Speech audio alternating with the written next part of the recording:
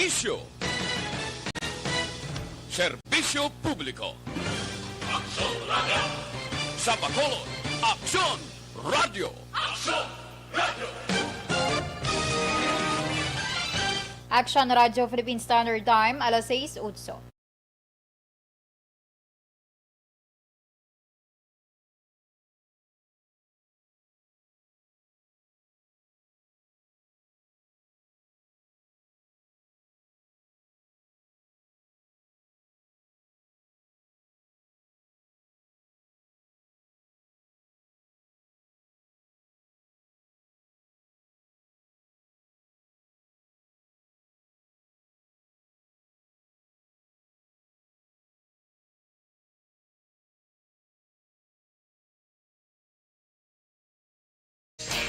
Magadulong sa inyo sang mga nagapanguna nga balita lokal, national, international, sports, kag entertainment. Aksyon!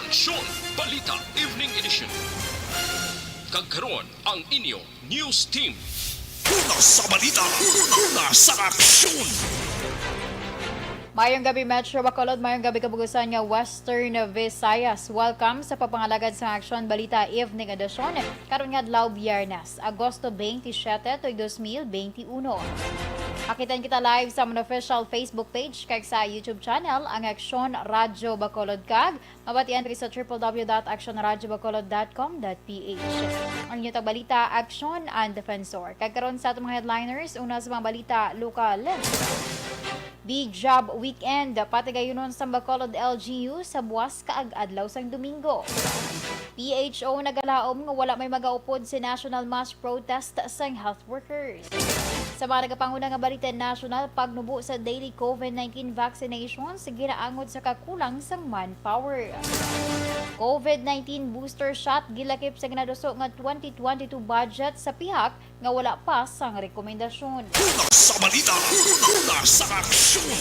Aksyon Radio Philippine Standard Time, alas 6:10. Detalye sa nga aton mga nagapanguna nga balita lokal pagkatapos lamang sa mga ini.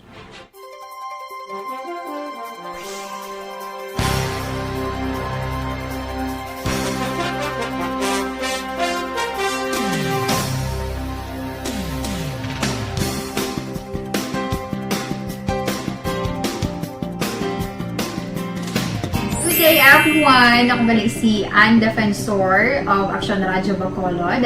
Kag subong is 5 years na ako nga nagatrabaho for Aksyon.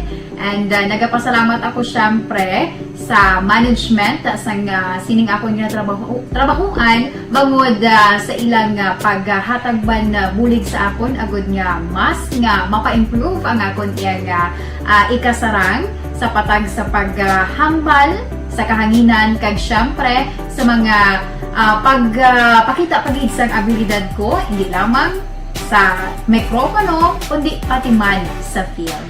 Sa liwat, madamo nga salamat Aksyon na Radyo Bacolod kag syempre sa amon man nga station manager Ma'am Nona Di Maala Magbanwa para sa pagbulig sa amon agud nga mas mapaayo pagid kag mangin produktibo kami nga mga kabataan sa sining nga henerasyon. Kag syempre, nagapasalamat man ako sa Ginoo kay tungod nga naglawig ako diri sa Aksyon Radio kag mas nga na-improve ang akon kaugalingon. Happy anniversary Aksyon na Radyo Bacolod! Una sa balita, una sa Aksyon, sa Bacolod, Aksyon Radio. Ako gali si Andres Polgar diri sa Technical Department sa Aksyon Radio. 28 years na ko di sa Aksyon Radio. Kami diri mag-duty diri sa control sa technical. Mag-assist sa anchorman, troubleshooting, incoming calls. Okay, gito ni diya kay daw lutod, mag-abyan, ganinsindihan ay kapin pa sa pagdumala ni Madam daw Mayo kuna ng mga problema ginatagaan niya isang solusyon kapin pa sa kinahanglan sa among mga pamilya tanan kami dialos pwede sa pinilian kapin pa sa mga pandemic ibang damo na dulanog dramo diri sa Aksyon si manager suportado dito tama sa amon kay wala kami napabayaan. Happy 52nd anniversary sa Aksyon Radio. Aksyon Henry Espolgar, una sa balita, una sa Aksyon, sa Bacolod, Aksyon Radio. Ako gali si Andres Polgar, diri sa Technical Department sa Aksyon Radio. 28 years na ko di sa Aksyon Radio. Kami. Do not just throw away questions and statements. Kasma nga aton sining nga Facebook page pagiya sa Aksyon Radio. Ladies and gentlemen, this is Aksyon Radio Bacolod. Aksyon Radio Bacolod #1. Nagpanguna ang Aksyon Radio Bacolod sa pinakaulihing survey sa Nielsen nga kakuha sa commanding radio station share para sa fourth quarter sa tuig 2020. Kami nagapasalamat sa aton mga kaaksyon sa padayon nga pagsalig kag pagsuporta.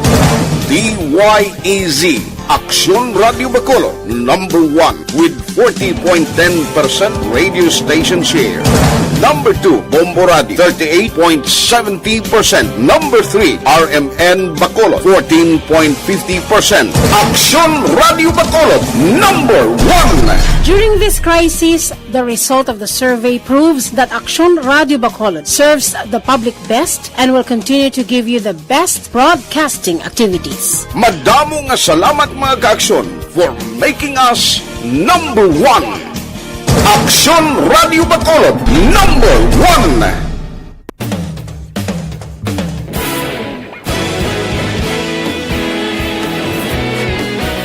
Naghakot sang pagpasidungog ang mga katapo programa kag drama sang DYEZ Aksyon Radio Bacolod sa tingog kag Handurawan Awards 2020 sang KBP Negros Occidental Chapter. Ladies and gentlemen, our icon of radio in Negros Occidental this year goes to Eduardo de la Fuente.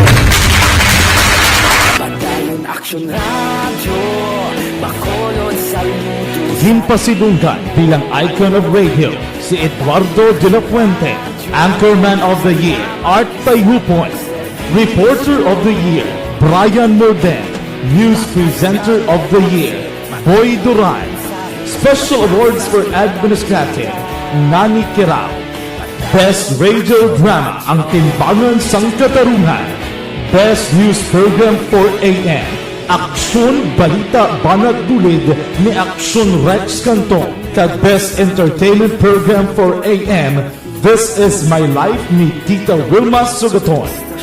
Madamo gid ni salamat mga kaaksyon sa inyo palagi na pagpamati. Una sa balita, una sa aksyon. Una sa balita, una sa aksyon. Una sa balita, una sa aksyon. Una sa balita, una sa aksyon. Una sa balita, una sa aksyon. Una sa balita, una sa aksyon. Una sa balita, una sa aksyon. Una sa balita, una sa aksyon. Una sa balita, una sa aksyon. Una sa balita, una sa aksyon. Sa Bacolod. Aksyon Radio.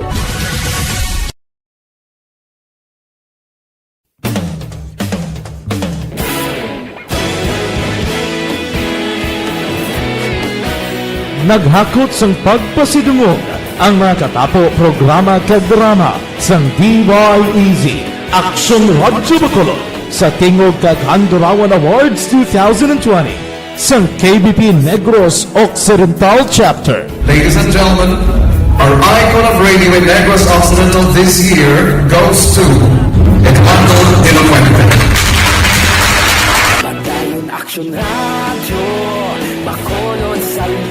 Himpasidunggan bilang icon of radio si Eduardo de la Fuente, Anchorman of the Year, Art Tayhupoy, Reporter of the Year, Brian Morden, News Presenter of the Year, Boy Duran, Special Awards for Administrative, Nani Kirao, Best Radio Drama, Ang Timbangan sang Katarungan, Best News Program for AM, Aksyon Balita Banat Dulid ni Aksyon Rex Canton, kag Best Alas 6:17 Aksyon Radio Philippine Standard Time. Kakaroon sa detanas ang atong mga nagapanguna nga balita lokal. Magapatigayon sa Big Job Weekend sa SMX Convention Center sa SM City, kag Ayala Malls Capital Central sa Sabado kag Domingo, Agosto 28 tubto 29. Tuyo sa Big Job Weekend ang mga maprioridad ang mga residente nga kalakip sa A1 to A5 categories, ilabi na ang hindi makakadto sa vaccination site sa panahon sang okon sa oras o kun adlaw sang ila trabaho. Pati gayuno ng Big Job Weekend last just ang aga tugtog last tras sang hapon. So no kay City Administrator M. Ang mahimo magka-walk-in ang mga residente nga napaidalom sa nasambit nga categories nga naparehistro o kun nakaparehistro sa online. Ginklaro ni Councilor Inesito Novero, ang chairman sa Committee on Vaccination Center, nga wala pa sila sa nadihon nga guidelines angod sa 24/7 COVID-19 vaccination drive sa syudad umpisa sa masunod nga semana. Suno sa kay Novero, ini nga inisyatibo sa EOC ang ginbase man sa rekomendasyon sang alkalde para sa tuyo nga mas mapadasig pa ang pag-roll out sa bakuna sa palaabuton. Dugang pa ni Novero, importante nga ila mabalay ang mga nagakaigo nga guidelines antes pa man mag-umpisa nga mga programa, ilabi na nga mayar sang curfew ordinance nga ginapatuman ang Bacolod.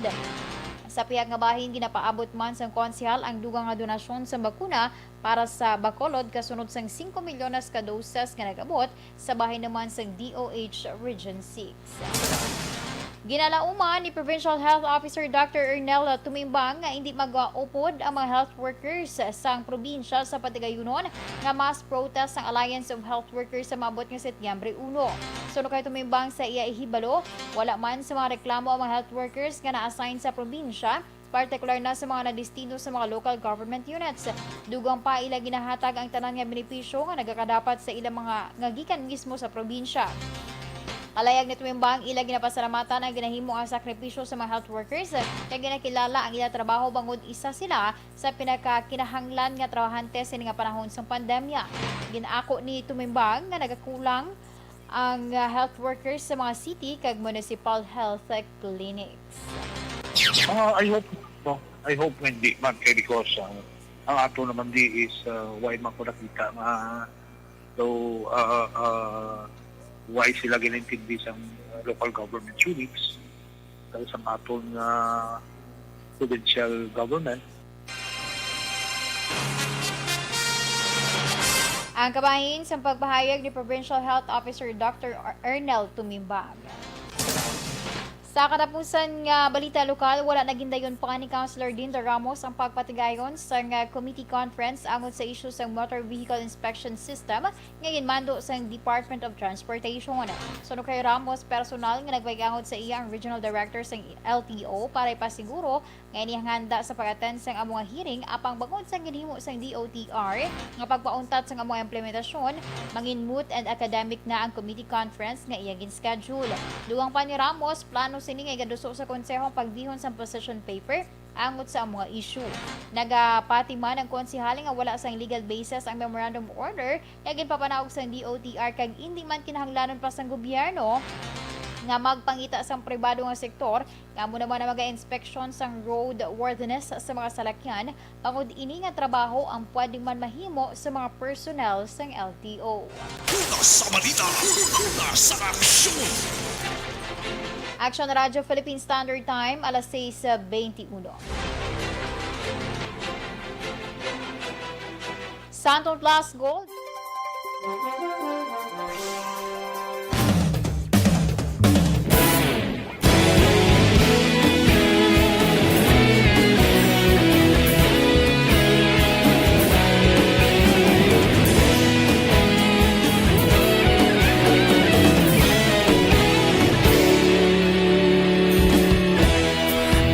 Simbanwa, mabugnaw nga hangin nagadapyan na ikaw nang ginapamati ang amon ginasandigan. Tingog sang probinsya, kamatuuran ginapalap na mensahe nga may dala paglaong kag kasanan. Inuig na nagligan, ikaw gihapon ang ako nga estasyon sa pagbudlak sang adlaw sa pagduhaw sang biton. Mga balita nga dala inspirasyon, Aksyon Radio, Bacolod man sa gihapon. Padayon Aksyon Radio, Bacolod saludo sa imo. Padayon Aksyon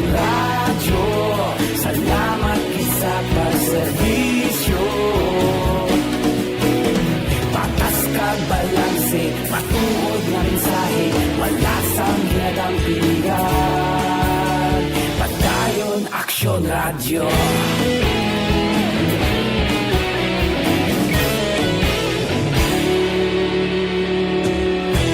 Pagkulong yun kag negrosanon, inyong nga pamatian.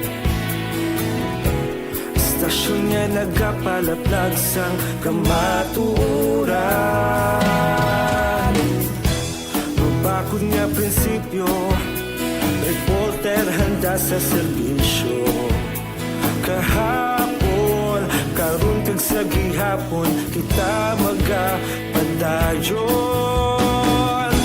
Tinuig na nagligal, ikaw gihapon ang ako nga istasyon. Sa pagbutlak sang adlaw, sa pagtuhaw sang biton, mga balita na may dala inspirasyon.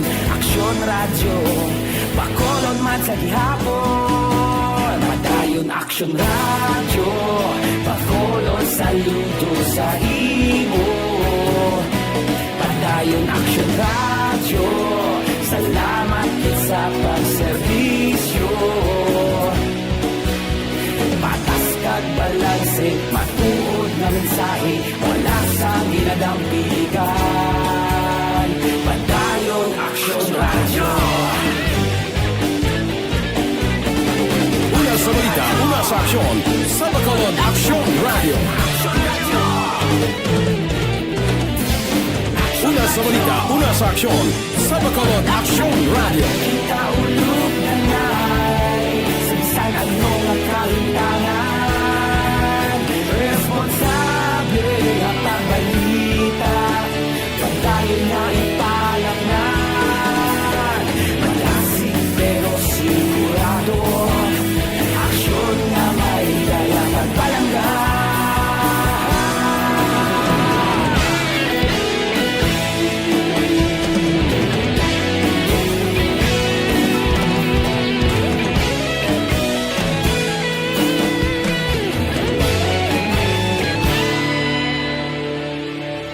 Padayon Aksyon Radio, Bacolod saludo sa imo.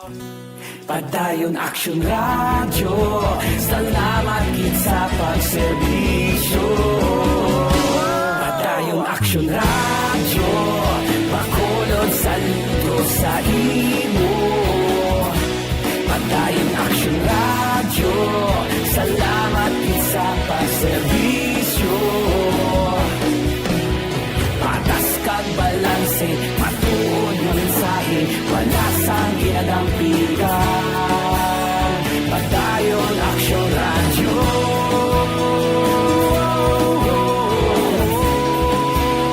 Padayon Aksyon Radio.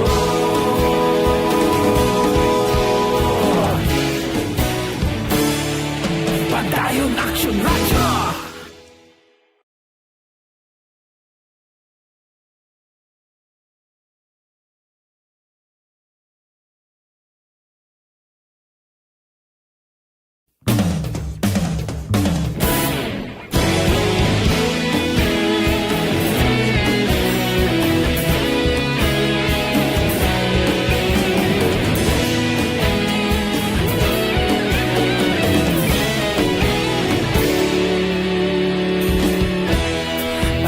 Pasimbanwa, mabugnaw nga hangin nagadapyan na.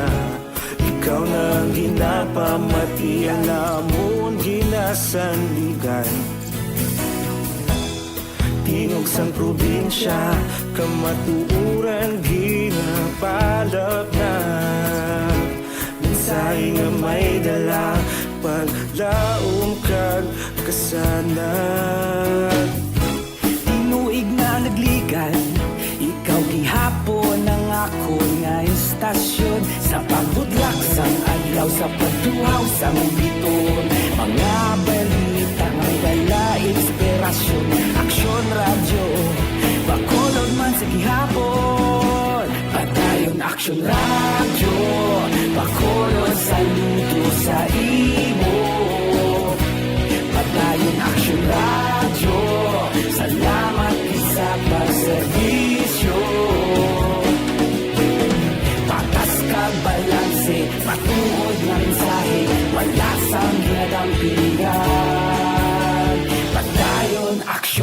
radyo.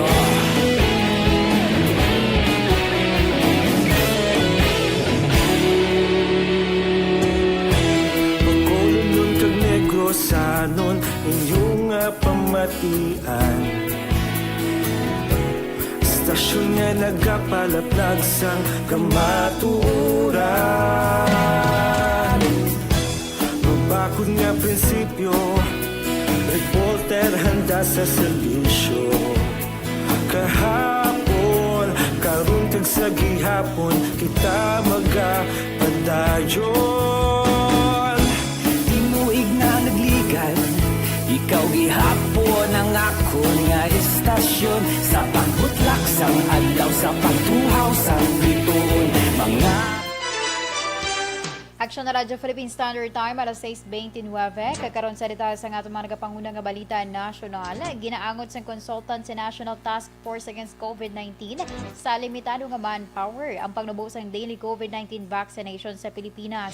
Suno kay Dr. Ted Herbosa, hindi na problema ang supply kundi ang availability sang manpower nga nagapatigayon sa inoculation sa mga vaccination centers.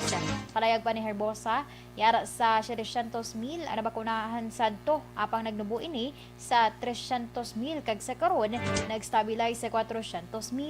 Bangod sini ginahingyo sa gobyerno ang bulig sa mga medical students para magboluntaryo sa mga vaccination centers kamo ang plano sa Commission on Higher Education kag Department of Health.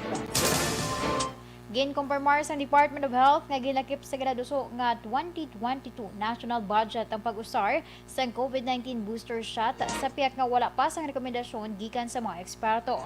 Suno kay Health Undersecretary Maria Rosario Vergere, nagapabilin nga minimal kag hindi kumpleto ang ebidensya agud masuportahan ang booster shot.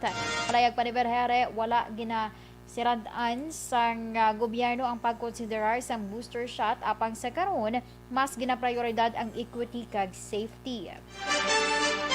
Dugang pa ni Vergere, ginalantaw na sang ahensya nga magakinahanglan sang booster shot sa palaabuton rason nga sa pihak nga wala pa sang rekomendasyon may gintigana na nga pondo. Alas 6:30 Aksyon na Radyo Philippine Standard Time. Samtang ginaumpisahan sa Kongreso ang mga talakayan sa budget para sa 2022, panayon niya ginahatagan pagtamod sang 3-term Senator kag Deputy Speaker Loren Legarda nga ang tinutuyo sang 2022 nga budget ang mga suportahan ang mga estratehiya sang gobyerno agud mangin mas mabakod, makabulig sa pag-ayuhan sa pungsod kag ipadayon na pag-uswag ilabi na nga gina-eksperyensya pa sa gihapon ang epekto sang COVID-19 pandemic. Dugang pa ni Legarda nga samtang ang pondo sa masunod nga tuig padayon itibong ang pungsod sa tunga sang pandemya, kinahanglan man nga tandaan nga ang pondo para sa pag-sustain agud nga hindi man makaguba sa palibot. Una sa balita, una sa aksyon. Alas 6:31 Aksyon Radyo Philippine Standard Time. Kaginyugin pamatian na kabugasan nga detalye sa nga mga natipon yung mga balita. Diri lamang sa Aksyon Balita Evening Edition karon nga adlaw Biyernes, Agosto 27, 2021. Sa liwat ang inyong tagbalita, Aksyon and Defensor. Una sa balita, una sa Aksyon, sa Bacolod, Aksyon Radio. Aksyon Radio! Manila Broadcasting Company. Sa balita, komentaryo, isyu, serbisyo publiko. Sa